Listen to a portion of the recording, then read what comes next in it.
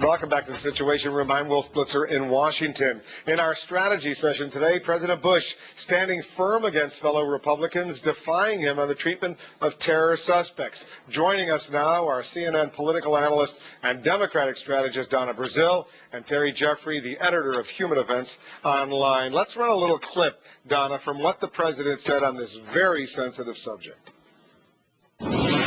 When Congress gets down to a comprehensive bill, I would just remind them it's virtually impossible to try to find 11 million folks who've been here working hard and in some cases raising families and kick them out. It's just not going to work.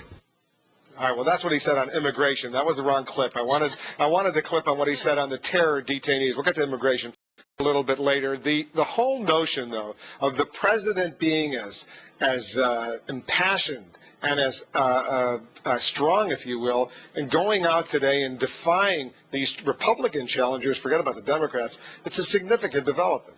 Look, the Supreme Court repudiated the president's standard that he was applying to detainees in the Hamdan decision. What John McCain and many others are trying to do is find a middle ground. And I think the McCain approach is a good, acceptable approach because it allows the military commissions to go forth and to try these detainees using existing international and domestic law. I think it's a great approach. They draw the line on clarifying or changing the Geneva Convention, and I think that's the best standard that and the president should accept This it. is a formidable alliance that has been forged against the president. Well, I think it's an unfortunate alliance. I think the president is 100% right. John McCain, Lindsey Graham, John Warner, Susan Collins, they're wrong.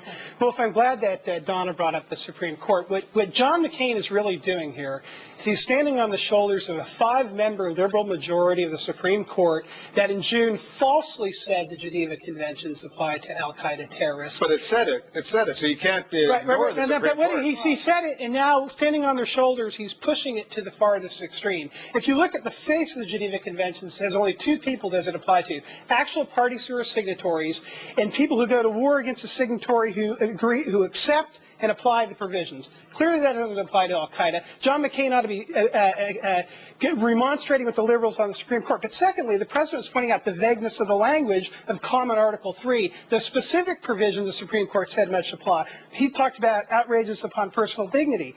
The same segment says all the judicial guarantees you must extend to the person being held as a prisoner, all the judicial guarantees which are recognized as indispensable to civilized people. Well, how do we decide in this country what those are? We decide by a process, a democratic process between our president and our Congress. And I think the conservatives on the House Armed Services Committee who have approved the president's plan have it right. Their principles are the principles of a civilized people, and John McCain has it wrong. You know, the Senate bill continues to give the president broad powers as it relates to detaining people without even letting us know how long these people will be detained and what they're charged with.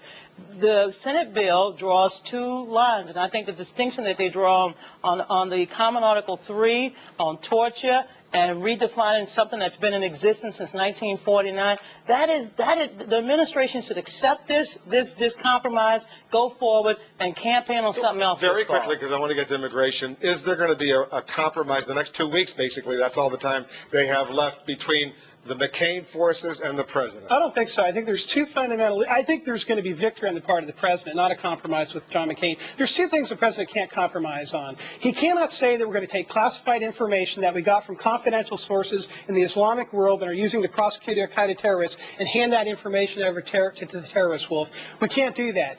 Secondly, we cannot put the CIA and other intelligence officials in a position where they don't know what the statutory rules are that govern their interrogation. Will there be a deal?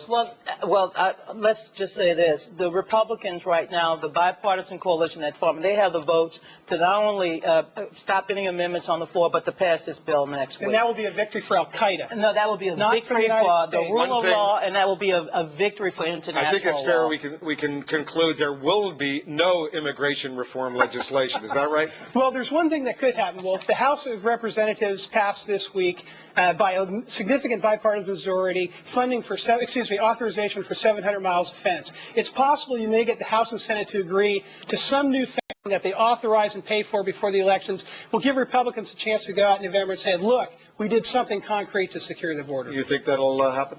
I don't think they have the votes in the Senate. And again, the Republicans are desperate. After 2 years of basically nothing to run on, they're trying to find some issues that will resonate with the American people. Here's what Nancy Pelosi said on Congressman Bob Ney's decision to plead guilty, go into rehab for alcoholism. The guilty plea by Congressman Bob Ney confirms what we have long said: the Republican culture of corruption has pervaded Congress. This is a tragedy for his family, his constituents, and for the United States Congress, but it is long past time for those who have benefited from the Republicans' culture of corruption to be held accountable. Question: will this have an impact given the November election? I think it's going to have a big impact in Ohio, unfortunately, but I'd point out that Nancy Pelosi is the House Minority Leader who backed the idea that the FBI ought not to be able to go into the office of William Jefferson and check for evidence there of corruption.